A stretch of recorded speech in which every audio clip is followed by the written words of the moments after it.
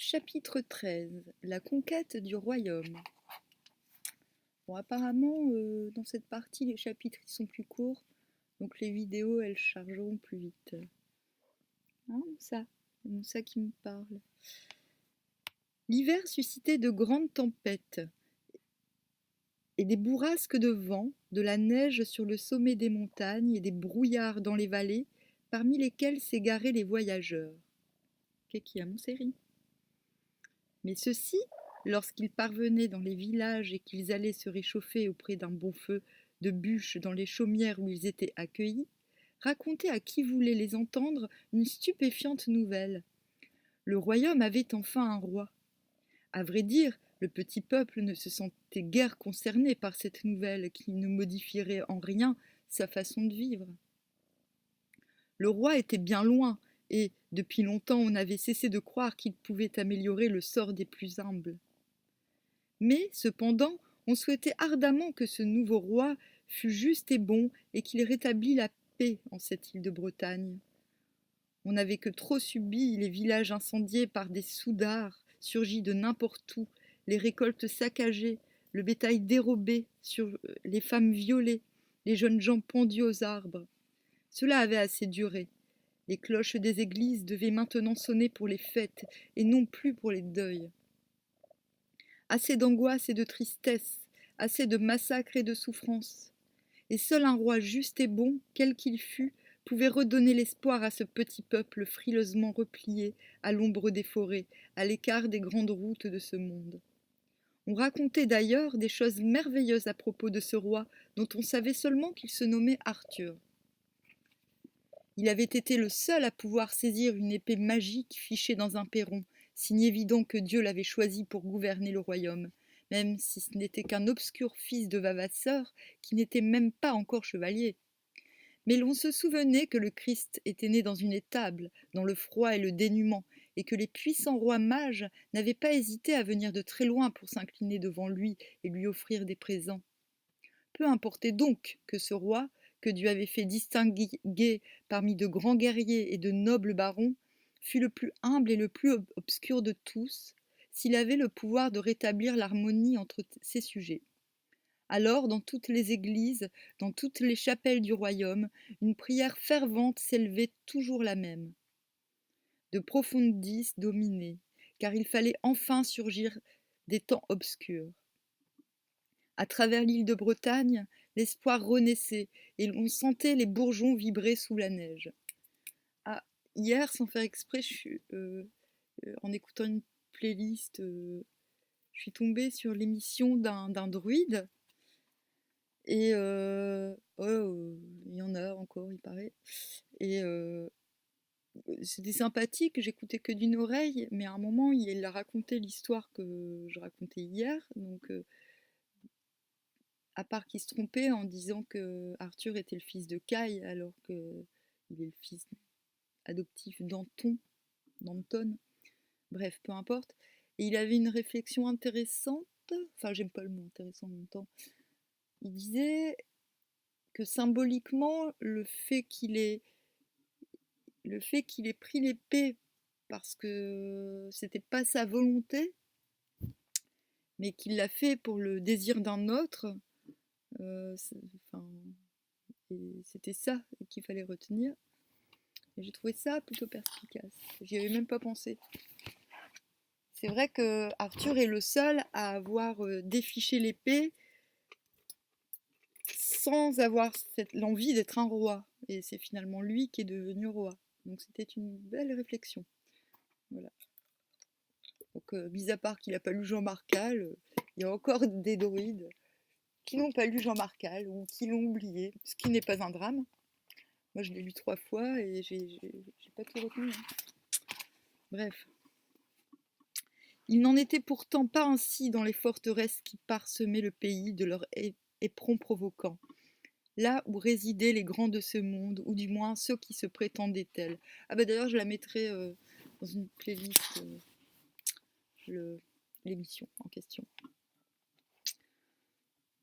D'abord abasourdis par le prodige dont ils avaient été les témoins, lorsque le jeune Arthur avait retiré l'épée Excalibur du perron, Il s'était incliné devant ce qui paraissait le choix de Dieu. Mais, à présent, il se mettait à réfléchir et à douter. N'était-ce pas plutôt le diable qui, pour mieux les engluer dans ses pièges, avait ainsi fait désigner le plus faible d'entre tous les hommes du royaume? Après tout, Merlin n'était-il pas le fils d'un diable? Qui pouvait prétendre connaître les intentions réelles de ce devin qui riait sans cesse lorsqu'on lui posait une question et qui se révélait le grand maître des illusions? Et, chez la plupart des chefs de guerre, de murmure en murmure, de palabre en palabre, la révolte grondait. Allait-on accepter sans réagir une telle humiliation? De plus, on savait maintenant que cet Arthur n'était pas le fils d'Antor, lequel n'était que son père nourricier. Ce n'était donc qu'un bâtard, issu sans aucun doute de basses et de louches copulations inavouables. Ulcérés, les barons pensaient qu'ils allaient être obligés de baisser la tête devant un inconnu dont on ignorait les géniteurs et qui n'était devenu roi que parce qu'il avait réussi à saisir l'épée flamboyante, alors qu'eux-mêmes, après avoir tenté vainement l'épreuve, avaient dû s'avouer vaincus. Et ces amères réflexions n'étaient pas faites pour calmer les esprits. Cependant, quelque temps après avoir été couronné, le jeune roi Arthur, pour faire montre de son autorité et pour se conformer à la coutume du royaume, envoya des messagers à travers tout le pays pour convoquer ses vassaux à une grande cour plénière qui se tiendrait à Caerleon-sur-Wizg. Les petits seigneurs, qui se sentaient flattés parce que Arthur était l'un des leurs, accoururent avec empressement et manifestèrent leur joie à rencontrer celui que Dieu avait désigné comme leur chef. Mais les grands barons du royaume, après avoir longuement délibéré entre eux, s'arrangèrent pour arriver avec du retard, manifestant ainsi leur profonde désapprobation et le peu de respect qu'ils avaient pour le nouveau souverain. Ils étaient au nombre de 11, parmi les plus valeureux guerriers de cette île. Il y avait Lalotte, le roi d'Orcanie, qui avait épousé Anna, la sœur d'Arthur. Ah bon? Et qui était le père de Gauvin. Ah bon? La sœur d'Arthur. Ah bon? Bah là, je comprends plus rien, mais c'est pas grave.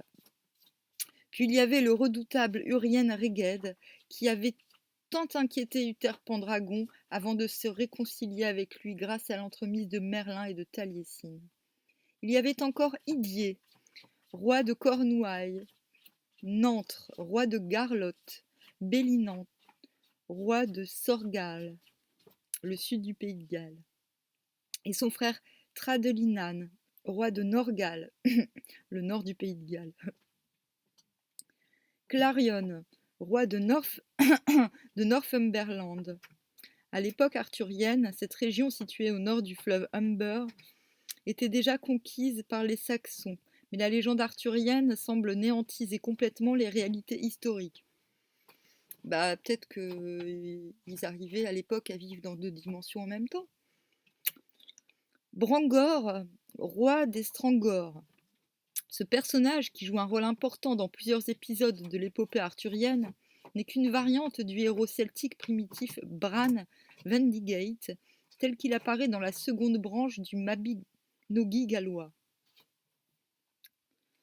Agustan, roi d'Écosse, le duc Escan de Cambennic, sans oublier Caradog Brechvras, personnage important de la légende primitive d'Arthur et qui semble d'origine armoricaine, donc français, enfin gaulois.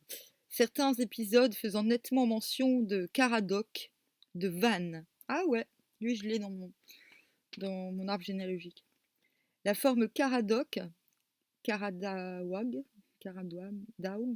parfois orthographiée Cardoc, qui signifie aimable, et galloise. La forme bretonne armoricaine étant Caradec. Ah, j'en ai entendu parler du Caradec hier. J'ai entendu parler de la comtesse de Caradec, je pense. Bah, par le druide, justement. Quant au surnom, il a donné lieu à de nombreuses controverses. En français, cela signifierait bref bras, c'est-à-dire au bras court. Mais c'est une mauvaise interprétation d'un ancien gallois et breton, de langue identique avant le XIe siècle, qui serait brèche bras, littéralement bras long. La forme française est donc un superbe contresens. Bah oui, mais vice versa, hein. Le franglais, c'est n'importe quoi, mais c'est ça qui est beau. On peut penser à l'allemand Sauerkraut, littéralement fermenté chou, qui est devenu stupidement le français choucroute.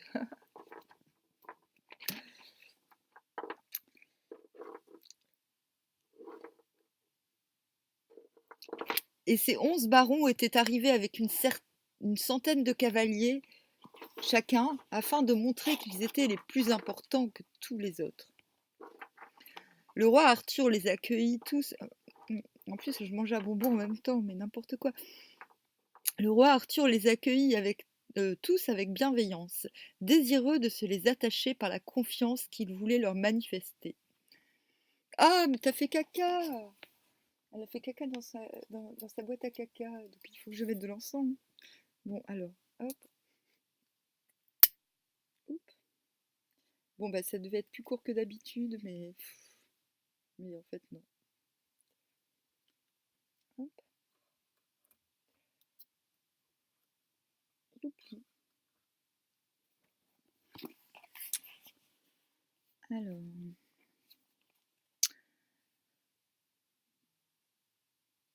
Mais lorsque le roi voulut, selon la coutume, leur distribuer de l'or, des bijoux et des terres, les 11 chefs, qui se prétendaient supérieurs à tous les autres, s'offusquèrent grandement qu'un bâtard né de père inconnu eût la prétention de leur donner des leçons de chevalerie et de courtoisie. Ils manifestèrent leur dédain en quittant la salle et firent savoir à Arthur qu'ils ne pouvaient reconnaître pour leur seigneur un homme d'aussi bas lignage que lui. Et ils s'en retournèrent, chacun dans son domaine, prêts à entreprendre en commun une action guerrière qui ferait entendre raison à cet usurpateur et permettrait de placer sur le trône un homme d'illustre naissance et ayant donné d'abondantes preuves de ses capacités à gouverner un royaume. Autour d'Arthur n'étaient demeurés que des chevaliers modestes, ceux qui ne doutaient pas un seul instant de la vertu de l'épreuve du Perron et qui considéraient le roi comme l'élu de Dieu. Et parmi eux, outre Antor, qui aimait toujours Arthur comme son fils, il y avait Caï, son frère de lait, et Bédouir, qui n'aurait jamais osé entreprendre une quelconque action contraire à celui qu'il avait choisi comme son seigneur. Et entouré de ses fidèles, Arthur s'enferma à l'intérieur des murailles de Caerleon, sachant très bien que les barons révoltés allaient bientôt tenter une expédition contre lui. Carlion-sur-Luisgue, ou sur Usque, est une importante forteresse de création romaine située au sud du Pays de Galles, et les fouilles archéologiques ont démontré l'importance de cet établissement, qui n'est pas celtique mais purement romain. Mais là non, mais c'est pareil! L'archéologie corrobore des textes monastiques du Haut Moyen Âge, et l'ensemble laisse penser que l'épopée arthurienne historique, donc dans sa base prélégendaire, est une exaltation des Romains, autrement dit des Brito-Romains de l'île de Bretagne, derniers défenseurs de la civilisation occidentale et chrétienne face aux barbares, aux Pictes du Nord et aux Saxons et autres peuples germano-scandinaves, encore païens, qui menaçaient le fragile édifice romano-celto-chrétien, qu'est-ce que je disais, qui, à la fin de l'Empire, s'acharnait à maintenir une tradition culturelle considérée comme essentielle pour la survie de la civilisation. Qui d'autre fait ça en ce moment, actuellement? J'aime bien contextualiser. Qui fait ça? Des écolos? Non. Bon, bref.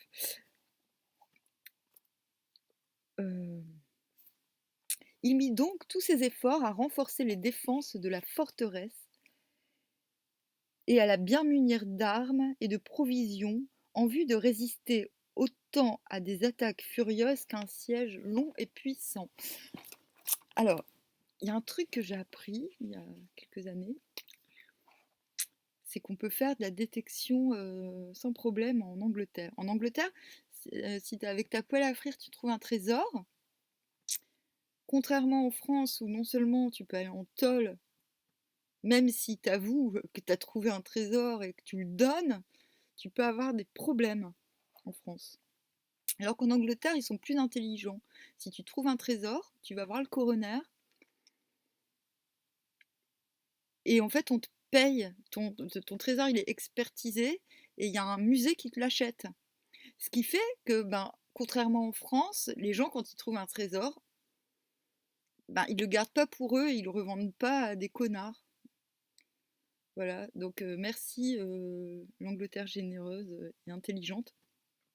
Ce qui fait qu'on peut très bien faire de la détection, donc rechercher des trésors avec une poêle à frire en Angleterre. Et j'aimerais beaucoup faire un périple en Angleterre en pelle à frire, raison pour laquelle je note les lieux où il y a eu des batailles et des conneries, où je pourrais éventuellement trouver un trésor. Mais bon, c'est pas l'appât du gain, c'est juste pour vérifier les trucs auxquels personne ne croit. C'est juste pour accréditer, pour le plaisir d'accréditer des légendes. Alors, ah, j'en étais où? Les 11 rois qui refusaient de rendre hommage à Arthur ne mirent pas longtemps à revenir, avec un grand nombre de leurs guerriers. Ils établirent leur camp sous les murailles de Caerleon. Ils espéraient bien que cet étalage de leurs forces suffirait à démoraliser les partisans d'Arthur, et que celui-ci, comprenant que la partie était perdue d'avance, abandonnerait ses prétentions à vouloir être le roi d'un royaume qui ne voulait pas de lui. Mais Arthur était bien décidé à tenir tête, d'autant plus qu'une multitude de petits gens d'alentour étaient venus se joindre à la troupe de chevaliers qui lui étaient restés fidèles. C'est quoi les petits gens? C'est les nains? Quant à l'archevêque, celui qui avait présidé au couronnement d'Arthur, il monta sur les remparts et harangua le camp adverse, menaçant d'excommunier tous ceux qui se dresseraient contre la volonté du roi choisi par Dieu.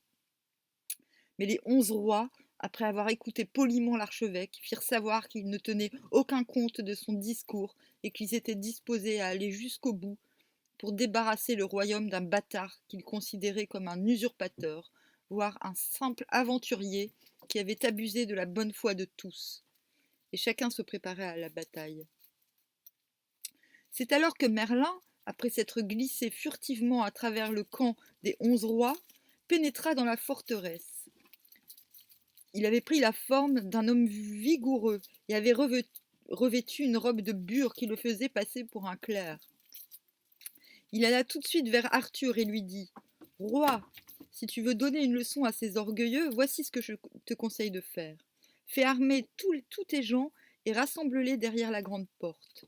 Moi, je guetterai avec attention leurs moindres gestes et, quand je jugerai le moment opportun, je te donnerai un signal. Alors, sans crainte, tes chevaliers et toi, vous sortirez en masse et vous les attaquerez. Je te garantis qu'ils seront vite défaits et mis en fuite. » Sans chercher à savoir qui était ce clerc, ni d'où il venait, Arthur fit rassembler ses gens en armes derrière la grande porte de Caerleon. C'est pas bien malin. Quant à Merlin, il monta sur la plus haute tour et jeta un enchantement tel que toutes les tentes et les pavillons des rebelles se mirent à flamber, ce qui provoqua un immense mouvement de panique. Alors Merlin donna le signal.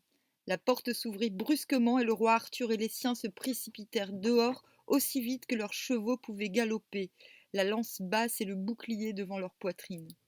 Cette irruption inattendue accrut grandement le désordre provoqué par l'incendie, et la confusion la plus totale s'introduisit dans les rangs ennemis.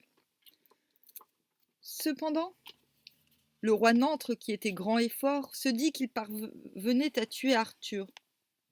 Se dit que s'il parvenait à tuer Arthur, le combat serait bientôt terminé. Il saisit une lance courte mais très dure, à grosse tête, et courut dans la direction du roi. Arthur le fit foncer vers lui. Il s'assura sur ses étriers et, de sa lance de frêne, il heurta le roi Nantre avec tant de force qu'il lui perça son bouclier, le jetant même à terre par-dessus la croupe de son destrier, si durement que la terre résonna sous le choc. Voyant le roi Nantre en mauvaise posture, Ces gens accoururent à son secours et parvinrent à le remettre sur son cheval. Quant aux gens d'Arthur, ils se précipitèrent à l'aide de leur seigneur. La mêlée devint tout à coup inextricable.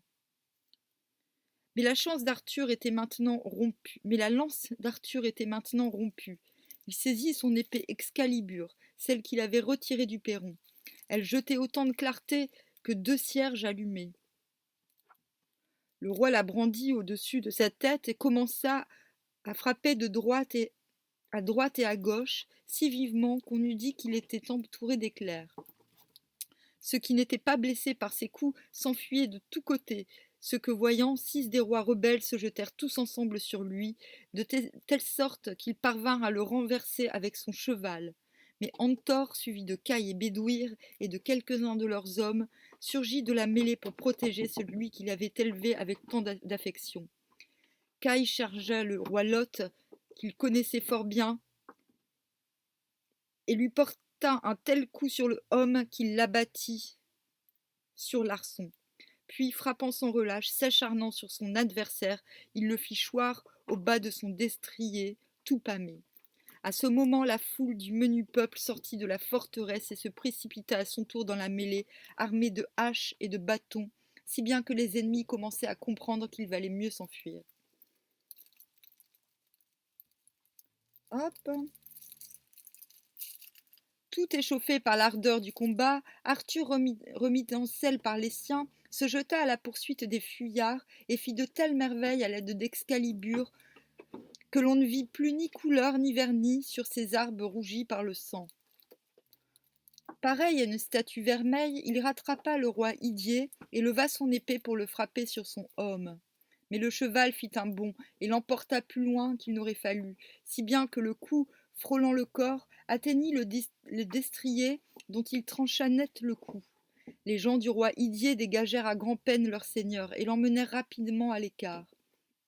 Finalement, les 11 rois rebelles, rudement pourchassés par les gens d'Arthur, réussirent à prendre la fuite, mais en laissant sur le terrain tous leurs bagages ainsi que leurs vaisselles d'or et d'argent. Genre les mecs qui vont en bataille avec leurs vaisselles d'or et d'argent. Et Arthur rentra triomphalement dans la forteresse de Caerleon, où l'archevêque l'accueillit en entonnant le chant du Te Deum. Mais Arthur, qui voulait remercier le clerc qui lui avait donné de si bons conseils, eut beau le chercher parmi tous les hommes, il ne le trouva pas. Car il y avait bien longtemps que Merlin, satisfait du résultat de son intervention et voulant laisser à Arthur tout le bénéfice de la déconfiture des rebelles, avait repris le chemin du nord pour rejoindre sa sœur Gwendide, l'ermite Blaise et aussi cette étrange Morgane, fille d'Igerne de Tintagel, qu'il avait entrepris de parfaire dans la connaissance des secrets de la nature. Et toute cette bande est la famille Manson. Mais bon, vous comprendrez plus tard. Cependant, les 11 rois rebelles, avec leurs gens en désordre, avaient erré toute la nuit, souffrant de la faim, oh les pauvres, et du froid, les uns à cheval, d'autres en litière parce qu'ils étaient trop mal en point pour chevaucher. Le lendemain, harassés, ils parvinrent à la ville de Sorhow, qui était au roi Urien Réged, et ils demeurèrent quelque temps pour se réconforter et soigner leurs malades et leurs blessés. Il n'y était encore que depuis peu de temps, lorsqu'arrivèrent des messagers de Cornouailles et d'Orcanie, qui leur racontèrent comment les Saxons maudits et mécréants, que le roi Uther avait eu tant de mal à chasser de l'île de Bretagne, venaient à nouveau de débarquer, envahissant leurs terres, ravageant les campagnes, détruisant les villages et les forteresses. Ils ajoutèrent que les Saxons avaient commis tant de dommages que le cœur le plus dur et le plus félon ne pouvait se retenir d'avoir pitié des femmes et des jeunes filles à qui ils faisaient violence et des enfants qu'ils tuaient dans leurs bras. De plus, lorsque les petits gens se réfugiaient en quelque cave ou en quelque souterrain dans les montagnes, les Saxons, qui ne pouvaient les en déloger, y mettaient le feu et les brûlaient. Une telle situation devenait intolérable, d'autant plus que chaque jour de nouveaux envahisseurs se présentaient sur le rivage et investissaient les ports. En apprenant ces nouvelles alarmantes, il n'y eut aucun des rois, même le plus hardi et le plus orgueilleux, à qui la chair ne tremblât, car ils se rendaient compte qu'à cause de leur absence et de leur lutte contre Arthur, ils étaient responsables de la perte de beaucoup de leurs gens. Ils se demandaient avec angoisse ce qu'ils allaient pouvoir faire contre les Saxons, car ils savaient qu'ils ne pouvaient attendre aucun secours d'Arthur.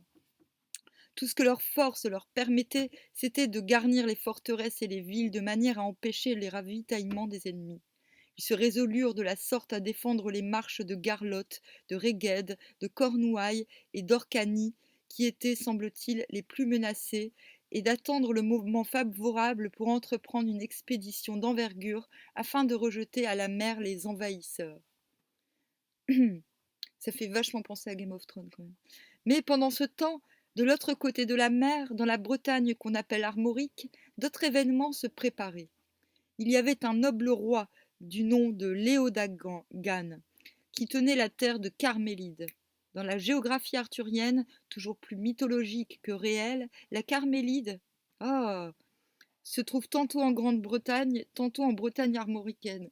Eh ben, n'importe quoi. Ça veut juste dire que c'était collé et que ça s'est décollé. Alors, pourquoi on me dit... je vais... C'est intéressant ça, Carmélide. Ça me fait penser à Carmélite, la bière. Même si je ne bois pas vraiment de bière en ce moment. Mais quand même...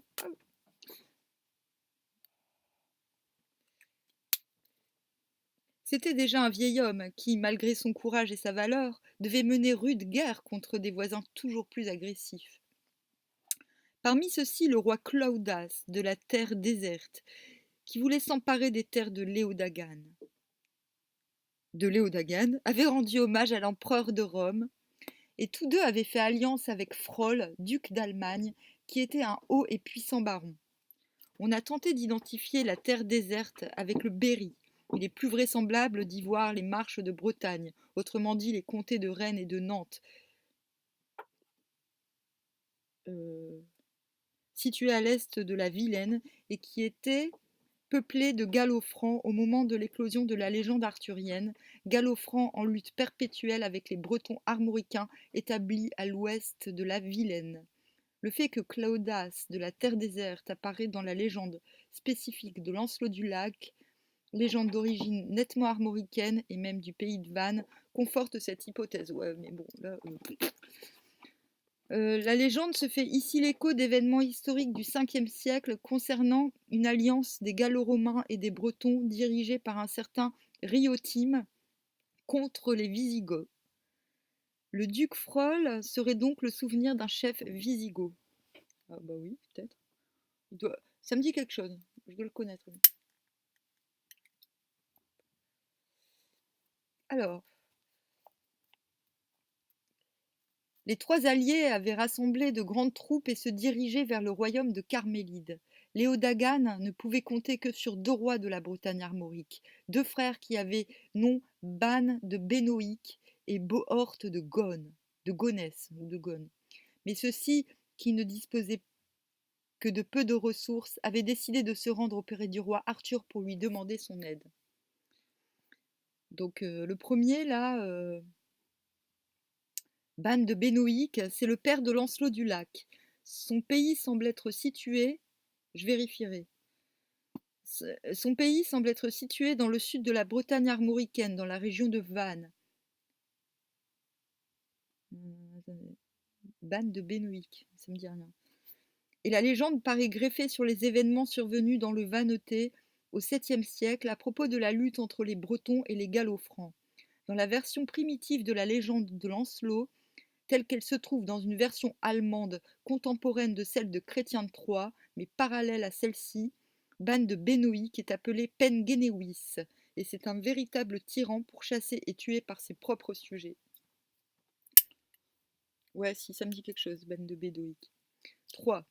Donc, machin là, Bohort de Gonesse, de Gon, c'est le père de Bohort, cousin de Lancelot, l'un des trois héros privilégiés de la quête du Graal cistercienne. Dès qu'il apprit que le roi Ban et le roi Bohort venaient pour le rencontrer, Arthur fit tendre de soieries et de tapisseries et joncher d'herbes et de fleurs les routes qui menaient à sa forteresse de Caerleon, et il voulut que les femmes et les jeunes filles de la région allassent en chantant à leur rencontre, tandis qu'il s'y rendait lui-même à la tête d'un magnifique cortège. Puis il donna des fêtes en l'honneur de ses hôtes, si bien que Ban et Bohort, ainsi que leur frère Guinebo, qui était un très sage et savant clerc, en furent très satisfaits. Enfin, ils exposèrent à Arthur l'objet de leur voyage et expliquèrent avec soin quelles étaient les menaces qui pesaient sur les Bretons d'Armorique, suppliant Arthur de les aider à chasser les envahisseurs. Pour cela, ajoutèrent-ils, ils étaient tous disposés à reconnaître le roi Arthur comme leur souverain légitime et s'engager à le servir lorsqu'il déciderait de libérer l'île de Bretagne de tous les Saxons qui tentaient de reconquérir les terres qu'Uther Pendragon les avait contraints à abandonner. Des serments furent échangés sur les saintes reliques en présence de l'archevêque et de tous les vassaux qui se trouvaient présents dans la forteresse, et l'on dressa un plan de campagne grâce auquel on pourrait résoudre les difficultés actuelles au mieux des intérêts du royaume de Bretagne. Je ne sais pas si c'est moi qui ai inventé cette connerie ou si c'est plus tard dans le livre, mais il me semble bien que la Bretagne et la Bretagne armoricaine étaient collées. Et je ne sais pas si c'est moi ou si c'est dans le livre, mais il me semble bien avoir découvert pourquoi il y a une telle différence dans le physique des Anglaises et des Françaises, un peu moins chez les hommes, quoique. Oui, bon, c'est débile, hein, mais c'est drôle. Alors, peu de temps après, le roi Arthur rassembla les troupes qui lui étaient fidèles et, en compagnie des rois Ban et Bohort, s'embarqua sur la mer. C'est bien, c'est cool, sympa. Une fois sur les rivages d'Armorique, ils furent très bien reçus par les gens du peuple qui voyaient en eux leur sauvegarde devant les empiètements de Clodias, de la terre déserte et de ses complices. Ils se mirent en route en toute hâte et allèrent si bien qu'ils parvinrent bientôt à Carahèse. C'est probablement Carex, Finistère, capitale du Poher, ancienne forteresse gallo-romaine au carrefour des principales routes de la péninsule armoricaine. En Carmélide, donc la Carmélide, on sait où c'est. Purée, tu déconnes, mec. Tu dis tout à l'heure que la Carmélide, c'est pas là, que c'est là, et là tu dis que gna gna gna gna gna, c'est là. Où le roi Léodagan tenait conseil dans sa forteresse avec ses vassaux. Donc la Carmélide, c'est dans le Finistère, bordel. Et c'était donc collé à la Bretagne. Avant que ça se, avant que ça se décolle. Alors. Et le roi Ban se fit l'interprète de ses compagnons pour affirmer que tous ceux qui se trouvaient là ne se quitteraient point tant qu'ils n'auraient pas chassé les ennemis qui envahissaient leur domaine. Il n'était pas arrivé depuis une semaine que l'armée ennemie parut devant Caraès. Le conseiller de Rome, Ponce Antoine, qui était un très bon et preux guerrier, menait les Romains, le duc Frol, les Allemands et Claudas, les gens de la terre déserte. C'était un mardi soir, le 30 avril. Cette date n'est pas indiquée au hasard dans cette version dite de Gauthier Map. Il s'agit en effet du début de la nuit du 1er mai, autrement dit de la fête celtique païenne de Beltane, début de l'été, qui marque à la fois la reprise de l'activité pastorale et agricole et la lutte contre les mauvais esprits. En pays germanique, c'est la nuit de Walpurgis. Dans l'histoire mythique de l'Irlande ancienne, c'est toujours pendant la nuit de Beltane que se déroulent les grandes batailles qui symbolisent un changement de civilisation.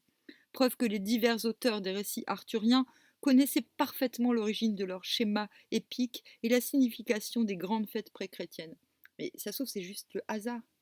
Alors, dès que les guetteurs aperçurent au loin les éclaireurs ennemis et la fumée des premiers incendies, on ferma les portes de la forteresse et tout le monde courut aux armes.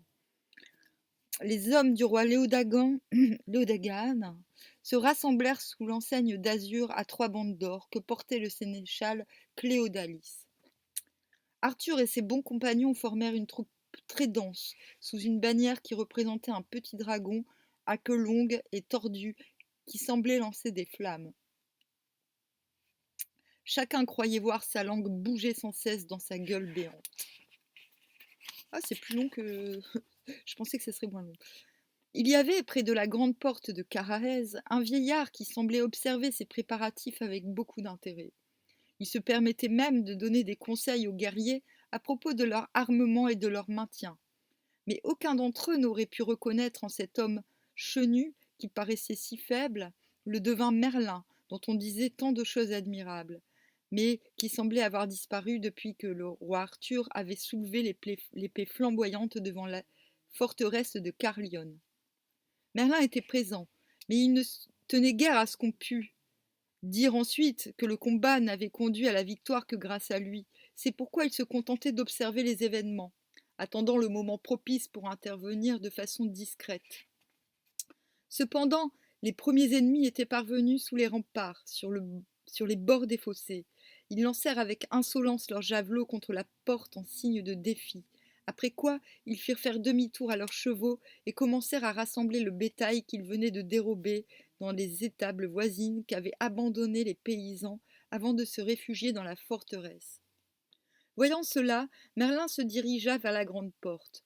Ouvre, dit-il au portier, afin que ces hommes puissent poursuivre les ennemis. Je n'ouvrirai cette porte que sur l'ordre du roi Léodagan, répondit le portier. Ouvre ou il t'arrivera malheur, s'écria Merlin, et comme le portier ne voulait rien entendre, Merlin posa sa main sur le fléau, le souleva, écarta les battants aussi aisément que s'ils n'avaient été clos par une bonne serrure, et fit tomber le pont en le poussant rudement. Arthur et les 40 compagnons qui s'étaient rassemblés autour de lui se précipitèrent au dehors sans même se rendre compte du prodige qui venait de s'accomplir sous leurs yeux.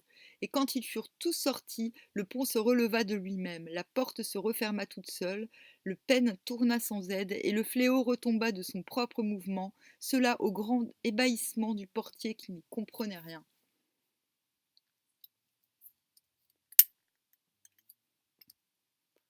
Cependant, Arthur et ses 40 compagnons, ayant dispersé une troupe d'Allemands qui emmenaient du bétail, rassemblaient les bêtes afin de les ramener vers la forteresse.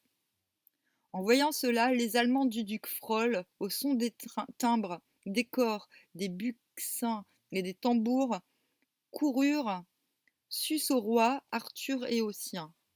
Il faut savoir que cette version a été écrite vers 1220, peu de temps après la bataille de Bouvines, gagnée essentiellement contre les Allemands. Oui, ok. Et, toujours à son poste d'observation, sur le haut des remparts, Merlin commençait à s'inquiéter, car les Bretons étaient inférieurs en nombre, risquant de succomber sous la charge de leurs ennemis. Il mit ses doigts dans sa bouche et aussitôt un sifflement strident se fit entendre.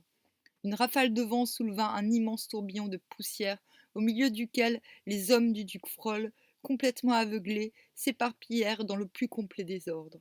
En voyant cela, Arthur et ses 40 compagnons piquèrent des deux et se lancèrent sur eux, lances levées, les renversant impitoyablement et dispersant leurs montures.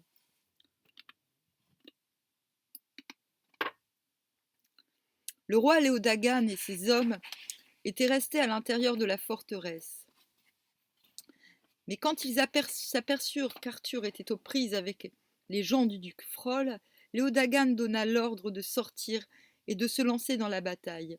Il divisa sa troupe en 2 corps, l'un sous son commandement, l'autre sous celui de son sénéchal Cléodalis. Mais Léodagan se heurta très vite aux guerriers de Claudaus, de la terre déserte et de Pont-Antoine. Les lances se heurtaient, les épées frappaient les hommes et les boucliers, et cela provoquait un tel vacarme qu'on n'eût point entendu Dieu tonner et que les habitants qui s'étaient réfugiés dans la forteresse croyaient que la fin du monde était arrivée. Cependant, malgré tout leur courage, les hommes de Léodagan perdaient du terrain et se voyaient sur le point d'abandonner le combat. Le roi Arthur, qui avait réussi à mettre en fuite la troupe d'Allemands, vit tout de suite que Léodagan était en mauvaise posture. Avec ses 40 compagnons rassemblés derrière lui, au grand galop, il se précipita comme une tempête sur les ennemis qui entouraient Léodagan, prêts à le faire prisonnier. En quelques instants, le malheureux roi fut délivré. Puis, après lui avoir donné d'autres armes et un nouveau destrier, ils repartirent à bride abattue derrière leur porte-enseigne, sur leurs bons chevaux dégoulinant de sueur. Ah bon, les chevaux, ça sue? Ah non, c'est eux qui suent. Ils s'élancèrent à la rescousse de Cléodalis, qui avait fort à faire contre les Romains. Dès le premier choc, ils abattirent tous ceux qui se trouvaient devant eux et se mirent à frapper comme des charpentiers sur leurs poutres.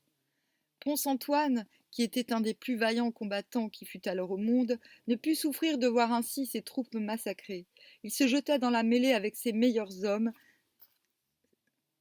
mais le roi Arthur, qui avait bien vu de qui il s'agissait, jura de se mesurer aux Romains qui bataillaient de la sorte. Il demanda qu'on lui apportât une nouvelle lance, très dure, à fer tranchant, et il se précipita vers l'ennemi. Arthur, s'écria alors le roi Ban, que veux-tu donc faire? Tu es trop jeune et trop petit pour lutter contre un si grand diable. Je suis ton aîné, je suis plus fort et plus haut que toi, laisse-moi y aller. Je ne saurai jamais ce que je vaux, répondit Arthur, si je ne me mesurerai avec n'importe lequel de ceux qui se présentent. Et sans plus attendre, il piqua des deux si rudement que le sang se mit à couler des flancs de son destrier.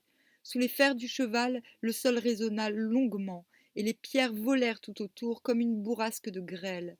Le Romain vint aussitôt à sa rencontre, mais Arthur appuya si violemment son cou qu'il lui perça le bouclier, le hauberk et même le corps, de telle façon que le fer et au moins une brasse du bois de sa lance passèrent à travers l'échine. Ponce-Antoine tomba sur le sol pour ne plus jamais se relever. Alors Arthur tira sa bonne épée Excalibur dont il se mit à faire des merveilles, coupant bras, poings et tête. J'adore quand c'est comme ça. Sur les remparts de la forteresse, les dames et les demoiselles qui regardaient le combat ne pouvaient s'empêcher d'admirer la prestance, le courage et la volonté de ce jeune homme qui affrontait ainsi les plus redoutables guerriers du temps. Et à mon avis, c'est pour ça que les poètes sont en train de... Enfin, qu'il n'y a plus trop de poètes et que les poètes deviennent des... Enfin, mis à part les tueurs en série, il n'y a plus vraiment de poètes. C'est à cause de ça. Cependant, le roi Ban de Bénoïque, qui était très grand et très large d'épaules, nous étions jeunes et larges d'épaules, cherchait partout son ennemi mortel, le roi Claudas de la terre déserte. Midi était déjà passé lorsqu'il l'aperçut au milieu de sa troupe. Aussitôt il vola sur lui, droit comme un carreau d'arbalète. Il leva à deux mains son épée, et Claudas eut beau jeter son bouclier pour parer le coup, l'épée s'abattit si rudement qu'elle trancha l'épée, l'arçon et même le cheval entre les deux épaules. Ban allait faire passer son destrier sur son adversaire qui giait sur le sol, lorsqu'il vit, à quelque distance, son compagnon Bretel, Bretel c'est mieux que Bretel, la cuisse prise sous son cheval abattu, et qu'Urfine essayait de protéger de son mieux. Urfine était l'homme de confiance du roi Uther Pendragon, et Bretel l'un des familiers de la duchesse Hygerne de Tintagel. Bah oui, on les a déjà vus, eux. Et ils ont de la suite dans les idées, hein. Il se jeta à la rescousse, mais la cohorte des ennemis se referma sur eux. Bientôt le destrier de Ban et celui d'Urfine furent tués, et les trois Bretons n'eurent plus d'autre choix que de se placer dos contre dos afin de mieux se défendre. Mais leur position, en plein milieu d'une troupe d'ennemis acharnés, était désespérée. C'est à ce moment que Merlin, toujours en observation, s'aperçut du danger que couraient les trois hommes. Il prit l'aspect d'un jeune page et se précipita sur le champ de bataille à la recherche d'Arthur. Dès qu'il l'eut trouvé, il lui apprit ce qui se passait. Bohort, qui se trouvait auprès d'Arthur, s'écria « Si mon frère était tué, de ma vie, jamais je ne connaîtrais la joie. » « Allons à son secours, dit Arthur. Merlin s'était emparé de l'enseigne du roi et se précipitait en direction de la mêlée. Le dragon de l'enseigne se mit à jeter par la gueule des brandons de feu, si bien que tout l'air en devint vermeil et que les bannières des ennemis prirent feu. Derrière lui, à travers une troupe d'ennemis décontenancés par le phénomène, les Bretons avançaient comme un grand navire qui laissait dans son sillage une double rangée de guerriers à terre et de destriers fuyant au hasard, les rênes traînant entre leurs pattes.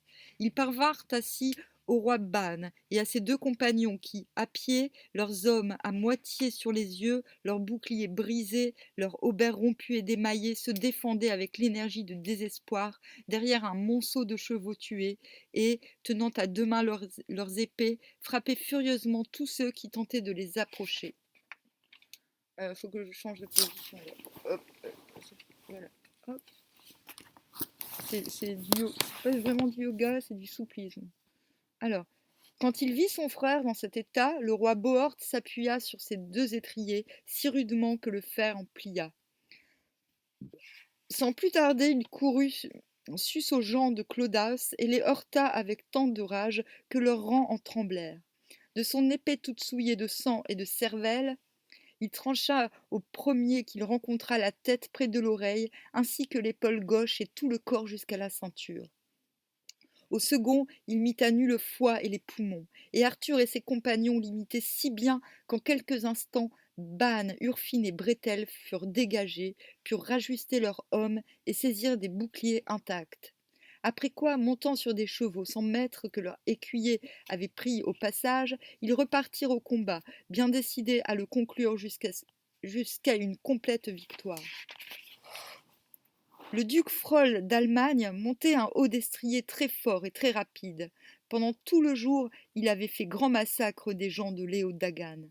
Quand il vit que les Romains et les hommes du roi Claudas lâchaient pied et se préparaient même à s'enfuir, il eut un violent sursaut de colère. Il saisit à 2 mains sa masse de cuivre, si lourde qu'un homme ordinaire n'aurait pu la soulever, et il se mit, grand et puissant comme il était, à assonner de tels coups qu'autour de lui le sang coulait en ruisseaux abondants. Pourtant, lorsque celui qui portait son enseigne eut été abattu, les hommes qui l'entouraient se mirent à fuir, et il se retrouva seul. Alors, sans plus tergiverser, il fit volte-face et s'éloigna au grand galop de son cheval. Personne ne s'aperçut de sa fuite, sauf le roi Arthur qui se mit aussitôt à sa poursuite. C'est dans une vallée obscure entre 2 forêts très sombres qu'il le rejoignit. Le soleil baissait à cette heure, et sa clarté s'égarait dans les ramures des arbres. Géant félon, lui cria Arthur, retourne-toi, et tu sauras qu'un seul homme te poursuit. L'autre fit volte-face et ressentit un profond dépit quand il s'aperçut qu'effectivement il n'avait qu'un seul poursuivant et qu'en plus il s'agissait d'un jeune homme de taille plutôt moyenne qui paraissait un nain auprès de lui. Il fit bondir son cheval et s'élança sur Arthur, sa masse au bout de son bras droit, tenant de sa main gauche son bouclier d'ivoire. Au premier choc, le roi Arthur, brandissant sa lance, lui transperça l'épaule, mais le géant n'en parut même pas chagriné. Même pas mal.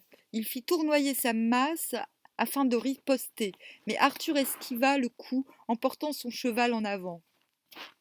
Le mouvement fut si rude et si soudain que les 2 chevaux se heurtèrent et tombèrent. Frol, qui était beaucoup plus puissant, mais aussi bien plus lourd, était encore à terre lorsque son jeune adversaire, déjà redressé, lui courait sus. Et l'épée Excalibur flamboyait au-dessus de sa tête. Pour parer le coup, Frol opposa sa masse. Elle fut tranchée.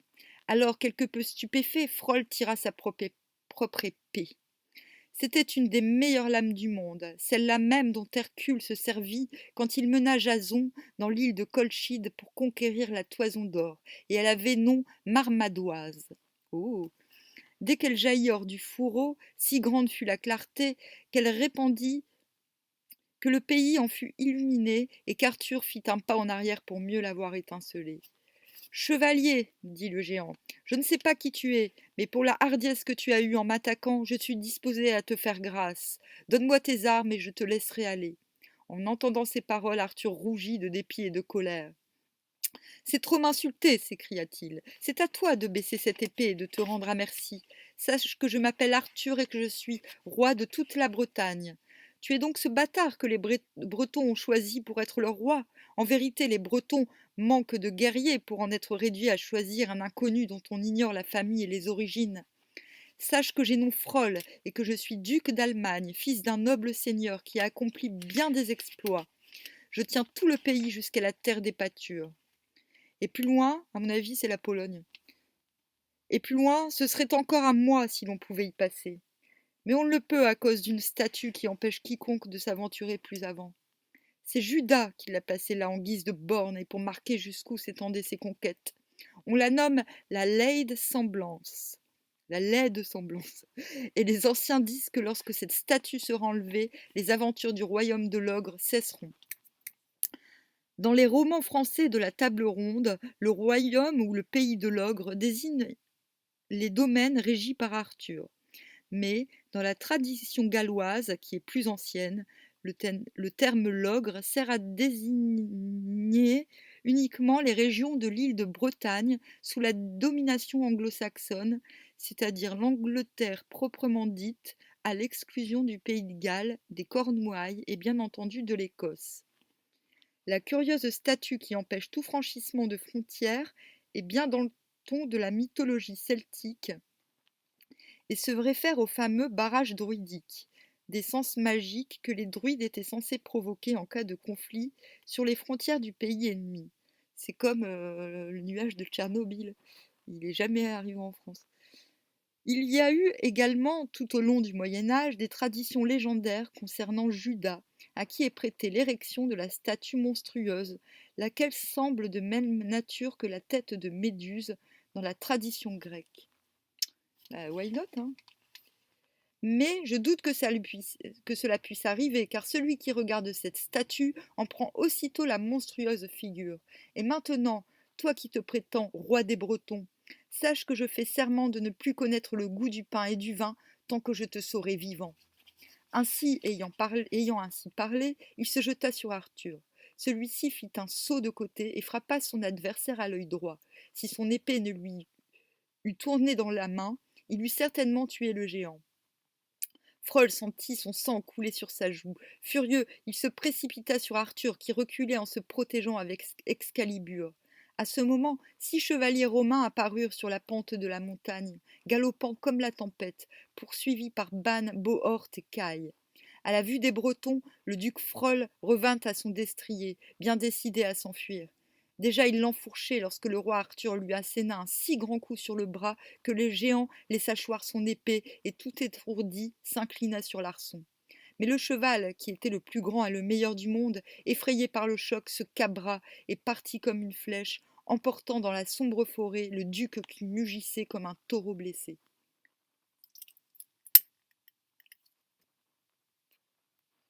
La nuit était maintenant complète. Bran et Bohort demandèrent au roi Arthur s'il n'avait point de mal. « Au contraire, répondit le roi, car j'ai fait aujourd'hui une conquête que je ne changerai pas pour la plus riche cité du monde. » Et ce disant, il essuya la lame d'Excalibur toute souillée de sang, et il la remit dans son fourreau. Après quoi il ramassa Marmadoise, l'épée du géant qu'il avait vaincu, qui étincelait comme un diamant dans l'obscurité. Et les 3 rois, en compagnie de Caille, reprirent le chemin de Carahès. Ils chevauchèrent tant qu'ils parvinrent rapidement à la forteresse où le roi Léodagan leur fit à eux ainsi qu'à tous leurs compagnons le plus bel accueil qu'il put. Quand ils furent désarmés, la fille de Léodagan, qui avait nom Guenièvre, vêtue des plus riches habits qu'elle posséda, vint présenter aux 3 rois l'eau chaude dans un bassin d'argent. Il vient d'où déjà Léodagan, pour qu'on sache d'où vient Guenièvre? Elle leur lava le visage et le cou de sa propre main et les essuya à l'aide d'une serviette blanche et bien brodée. Enfin, elle les recouvrit chacun d'un manteau, et quand elle vit ainsi parer le roi Arthur, la fille de Léodagan pensa que bien heureuse serait la dame qu'un si beau et si vaillant chevalier requerrait d'amour. De son côté, Arthur regardait Guenièvre avec beaucoup d'intérêt. C'était certainement la plus belle fille qui fût alors en Bretagne la bleue. Sous sa couronne d'or et de pierreries, son visage semblait frais et doucement coloré de blanc et de vermeil.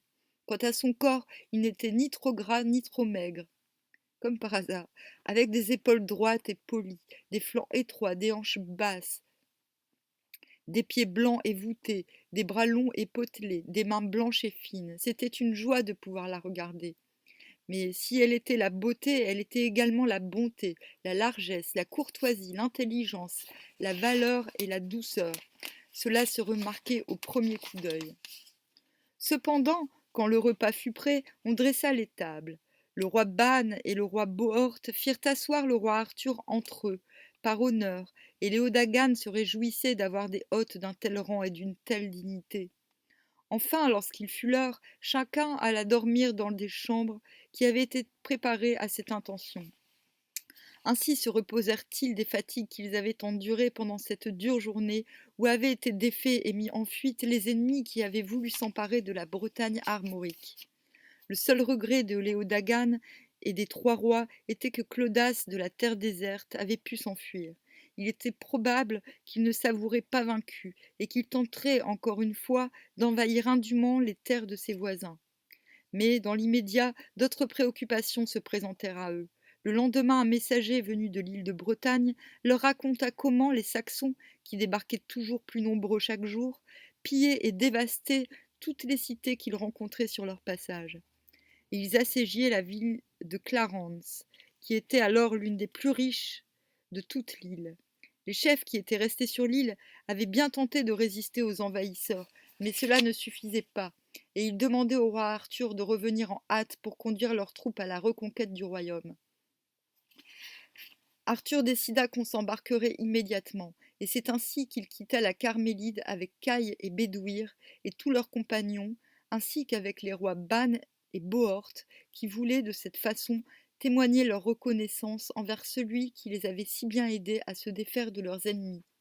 Et quand il fut sur son navire, le roi Arthur ne put s'empêcher d'avoir une pensée pour la belle Guenièvre, la fille du roi Léodagane, dont le visage éveillait en lui des songes qu'il n'osait pas encore s'avouer à lui-même. Cependant, nombre de gendarmes de toute origine commençaient à se rassembler dans la plaine de Salisbury, bien décidés à tout entreprendre pour venir à bout des Saxons maudits et mécréants. Il y avait là les gens du roi Clamadieu, des îles, ceux du roi Hélin, ceux du roi Marc, qui avaient pour femme la belle Isolte la blonde, ceux de Galehaut, le fils de la géante, seigneur des îles lointaines, et beaucoup d'autres encore, parmi lesquels Dodinel, fils du roi Bellinante de Norgals, qui fut surnommé le Sauvage parce qu'il chassait avec plus d'ardeur que nul autre homme les sangliers, les cerfs et les daims dans les forêts, ainsi que Sagremort, neveu de l'empereur de Constantinople, qui était venu de ces terres lointaines pour recevoir ses armes du roi Arthur.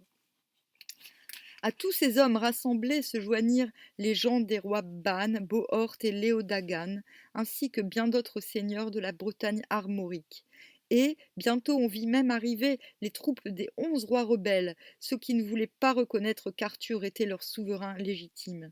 Ils avaient tous pour enseigne la bannière blanche à croix rouge, mais sur celle d'Arthur que portait Caï, on voyait un dragon au-dessous de la croix.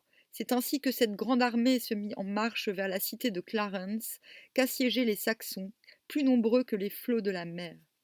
Hérissée de ses lances, l'armée bretonne en marche était semblable à une forêt dont les frênes auraient eu pour fleurs des pointes d'acier.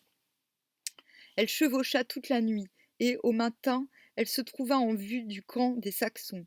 Il y avait une brume épaisse, et bientôt une pluie fine mais insinuante se mit à tomber.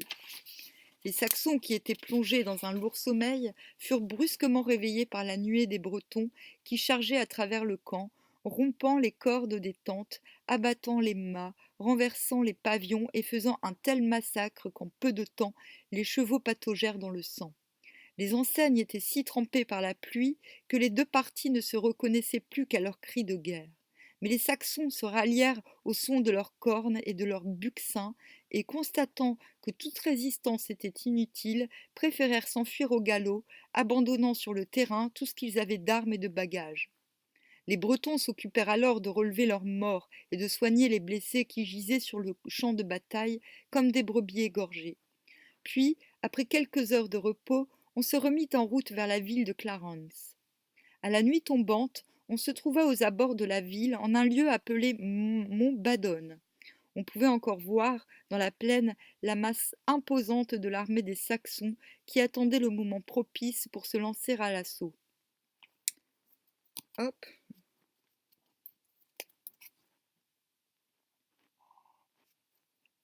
Les Bretons dressèrent leur camp sur les collines, tout en surveillant ce qui se passait au-dessous d'eux, attentifs au moindre mouvement suspect. L'impatience qu'ils avaient de se lancer contre l'ennemi était cependant tempérée par l'obscurité, et il fut décidé qu'on attaquerait le lendemain à l'aube. Chacun se retira alors dans sa tente. Quant aux 11 rois rebelles, ils s'étaient établis à l'écart des autres pour bien montrer leur différence, et ils tenaient conseil pour savoir quelle était la conduite à tenir. C'est alors que Merlin se présenta à eux. Il avait gardé son aspect habituel et tous le reconnurent, manifestant une grande joie et lui faisant le meilleur accueil. Merlin, lui dirent-ils, ton absence nous a fait cruellement défaut, car nous avions besoin de tes conseils. Tu nous vois aujourd'hui dans le plus grand embarras, et puisque tu es le plus sage des hommes, révèle-nous ce qu'il adviendra du royaume de Bretagne. Certes, répondit Merlin, mon absence vous a beaucoup nui, mais je voulais savoir ce que vous étiez capable de faire par vous-même. Vous êtes tous des hommes courageux et intrépides, vous êtes tous de bonne naissance, et votre puissance ne peut être mise en doute. De plus, vous avez été de bons et loyaux serviteurs pour votre roi, Uther Pendragon, et vous l'avez aidé à débarrasser ce pays des Saxons. Mais les temps ont changé. Aujourd'hui, vous refusez de reconnaître pour votre roi celui que Dieu a désigné, et le malheur s'est abattu sur le royaume. Il faut vous en prendre à vous-même, Seigneur. Moi, je ne peux rien contre votre mauvaise volonté. Le roi Lot se fit l'interprète des 11. Que faut-il donc que nous fassions demanda-t-il. Merlin prit la parole et dit, Seigneur, le moment est venu de tout perdre ou de tout gagner. Si Dieu ne vous aide pas, le royaume de Bretagne sera soumis à la honte et à l'esclavage. Or, Dieu ne vous aidera que si vous reconnaissez vos torts et si vous acceptez de prononcer le serment de fidélité envers votre seigneur légitime, le roi Arthur. Car je vous l'affirme, la défaite ne pourra être évitée que si vous faites la paix avec le roi Arthur.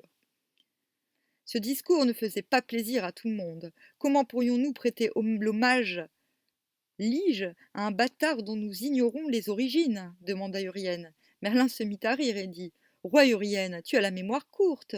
Tu disais presque la même chose à propos du roi Uther, et cela à cause de ton orgueil. Pourtant, tu as fait la paix avec lui, et tu l'as servi fidèlement pour le bien de tout le royaume. Urienne se sentit très gêné, mais il dit encore Merlin, puisque tu as la connaissance des choses secrètes, dis-nous qui est Arthur. Si ta réponse peut nous convaincre, nous pouvons t'assurer que nous serons tous les fidèles vassaux, roisseaux c'est pas mal, de notre roi. Ce n'est pas encore le moment, répondit Merlin. Ce serait trop facile. Peu vous importe de savoir qui est Arthur, alors que le royaume est en péril et que les ennemis menacent de vous tuer ou de vous réduire en esclavage. Rendez hommage à votre roi légitime et je m'engage, quand le moment sera venu, à vous dévoiler le secret de la naissance d'Arthur. Les 11 rois se mirent à l'écart et se concertèrent. Puis ils revinrent vers Merlin. Nous te faisons confiance, Merlin. Nous acceptons de reconnaître Arthur comme notre souverain légitime à condition que, le jour venu, tu nous révèles la vérité à son sujet. C'est bien, répondit Merlin. Allez donc vous trouver le roi. Allez donc, allez. On se brosse les dents et on va au lit. Allez donc trouver le roi et agissez en conséquence. Mais je n'irai pas avec vous et vous demande de ne pas parler de moi. C'est de vous-même que vous devez faire votre paix avec Arthur. Et Merlin disparut. Alors les 11 rois s'en allèrent jusqu'à la tente d'Arthur, et, les uns après les autres, ils s'agenouillèrent devant lui prêtant l'hommage qui est dû par un vassal à son seigneur. Et, à chacun d'eux, Arthur confirma les possessions qu'ils avaient et les titres dont ils étaient honorés. Quand cela fut fait, Arthur dit « Seigneur, vous savez que je ne suis pas encore chevalier. Je demande l'honneur d'être armé chevalier par l'un d'entre vous. » Les 11 se regardèrent et, après un court échange, il fut décidé que le roi Urienne aurait cet honneur. Arthur s'agenouilla devant le roi de Réged, les mains jointes, et Urienne, lui mettant le plat de son épée sur l'épaule, accomplit le rite au milieu d'un grand silence. Après quoi, les deux hommes se donnèrent l'accolade, et chacun rentra sous sa tente pour se reposer avant la bataille qu'il savait décisive pour le royaume de Bretagne. Ah, mais comment je kiffe! Alors, le matin fut très clair et radieux. Dans l'herbe épaisse qui n'avait pas encore été fauchée, les chevaux entraient jusqu'au ventre. Dans les arbres en fleurs, les oiseaux chantaient matines. Les enseignes d'or, d'argent et de soie frémissaient dans la brise légère, et le soleil faisait flamboyer l'acier des hommes et des lances, et luire les peintures éclatantes des boucliers. Arthur allait en tête de l'armée sur un grand cheval au pelage blanc. Lorsqu'il aperçut les Saxons qui s'avançaient à la rencontre des Bretons, il cria de toutes ses forces « Seigneurs, l'heure est venue de montrer vos prouesses et que Dieu vous ait en sa sainte garde. » Aussitôt les barons lâchèrent le frein et éperonnèrent leurs montures. Ainsi commença la fière et merveilleuse bataille entre les Bretons et les Saxons devant la ville de Clarence. Le froissement des lances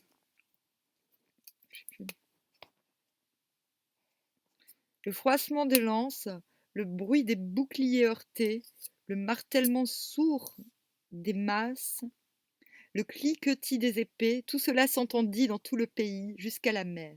Bientôt l'air devint rouge et fut troublé par la poussière, au point que le ciel s'obscurcit et que le soleil perdit toute sa clarté. Quand les chevaliers et les bourgeois qui défendaient la cité de Clarence entendirent le bruit des combats et aperçurent les anciennes blanches à voix vermeille, ils comprirent que c'était un secours que notre Seigneur leur envoyait. Sans perdre un instant, ils firent ouvrir les portes, sortirent de la ville et s'en allèrent se jeter eux aussi dans la bataille. Celle-ci fut rude et longue. Autant les Bretons étaient audacieux et agiles, autant les Saxons étaient plus grands et mieux armés. Mais vers le soir, à force d'être attaqués sans relâche de tous côtés par leurs adversaires, les Saxons cédèrent du terrain, puis s'éparpillèrent dans le plus complet désordre. Nombre de leurs rois et de leurs chefs avaient trouvé la mort dans la mêlée. Poursuivis de près, ils s'enfuirent de toute la vitesse de leurs chevaux vers le rivage de la mer toute proche. Et bien que la moitié d'entre eux fussent tués ou noyés, ils s'embarquèrent sur leurs navires, coupèrent les cordes des ancres, hissèrent les voiles en toute hâte et gagnèrent le large, s'éloignant où le vent les menait. En cette bataille dite de Montbadon,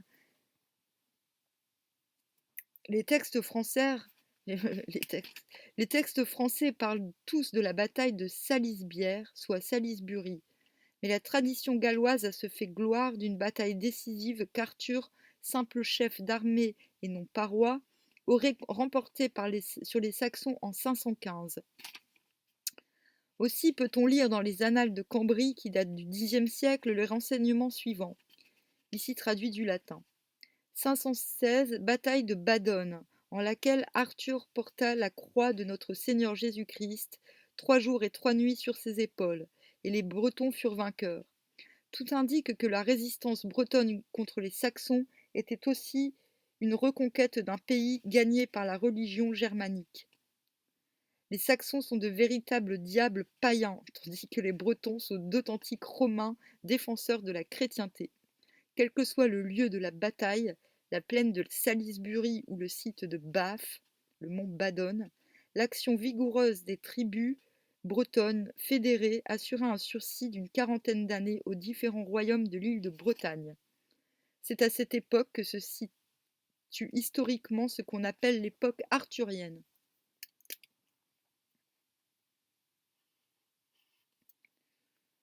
Donc, en cette bataille dite du mont Badon, s'illustrèrent les meilleurs guerriers de Bretagne, le roi Arthur, Caille, son frère de lait, le redoutable Bédouir, le jeune Nabor le Noir, qui s'échauffait toujours démesurément lorsqu'il était à jeun, mais qui s'affaiblissait quand il se refroidissait, le prudent Urfine, l'orgueilleux Urien Réged, le courageux Ban de Bénoïc, le preux Bohort de Gonesse, le sage roi Lot d'Orcanie et bien d'autres encore, qui reconnaissaient Arthur pour leur seigneur, et aussi le jeune Yvain, le fils du roi Urien, qui se montra aussi ferme et déterminé que son père, et le beau Galeroth, le seigneur des îles lointaines, qui fut plus tard le grand ami de Lancelot du Lac. Quand la nuit fut venue et qu'on eut relevé les morts et les blessés, le roi Arthur rassembla les barons dans une grande salle de la cité de Clarence. Il partagea avec eux le butin d'or, d'argent et de pierreries qui avait été fait sur les Saxons, les riches draperies, les tentes, les pavillons et les chevaux, les meilleures armures. Et l'on but à foison vin mielé, bière, hydromel. Désormais, Arthur n'était plus seulement le roi choisi par Dieu, il était le roi reconnu par tous ceux du royaume de Bretagne, et personne ne pourrait jamais plus lui contester sa souveraineté. D'après la version dite de Gauthier Map, c'est-à-dire le Lancelot en prose français, composé vers les années 1220-1230, lors de l'invasion des Nordois contre les Albigeois, il me semble. Bon, bref. Bon, bah voilà, j'ai fini. Je croyais que j'en aurais pour pas longtemps, mais en fait, j'en ai eu pour longtemps. Mais je suis en train de vérifier. Je pense que celui d'après, j'en aurai pour moins longtemps. Non, mais c'est que après, ça fait des vidéos super longues et ça me met 2 jours à charger. Bon, ça va. Bon, allez. prout. Alors, ah ouais, sinon, petite pub. Ah merde. Je fais comme si j'avais plein. Je fais comme si j'avais plein de. Merde. Qu'il y avait plein de gens qui me regardent alors qu'il n'y en a qu'un. C'est tonton. Peut-être qu'un jour il y en aura d'autres. Donc, prochain truc. Moi, je mets n'importe quoi comme marque-page. Alors, bientôt, je vais me mettre à. Je vais m'occuper du ça. La naissance du monde, qui est vraiment un bouquin extraordinaire sur les. Là, c'est les sources orientales en fait. Donc là, je ferai vraiment petite partie par petite partie. Comme ça, tous les jours, je pourrais en mettre. Pardon. Je pourrais en publier une ou deux par jour, je sais pas. Voilà. Donc il y a aussi bien l'Égypte, la Mésopotamie, les Hittites, Akkad, Sumer, la Chine, le Japon, le Laos. Et il y a toutes les genèses, toutes les pas j'aime pas le mot mythologie, ça m'énerve. Mais du coup, c'est un vieux bouquin qui est pas réédité, mais de spécialistes. C'est vraiment bien foutu, c'est introuvable. J'en ai beaucoup des livres comme ça en fait. Et du coup, bah, je vais en faire la lecture. Euh, je commencerai la lecture quand j'aurai fini Oh merde. Oh merde. Et ouais, je vais faire ça aussi. Les requins dans le ciel. Les ovnis au 9e siècle. Et je ferai une lecture de Jeanne et autres textes de Tonton Rémi, de Rémi Lobry.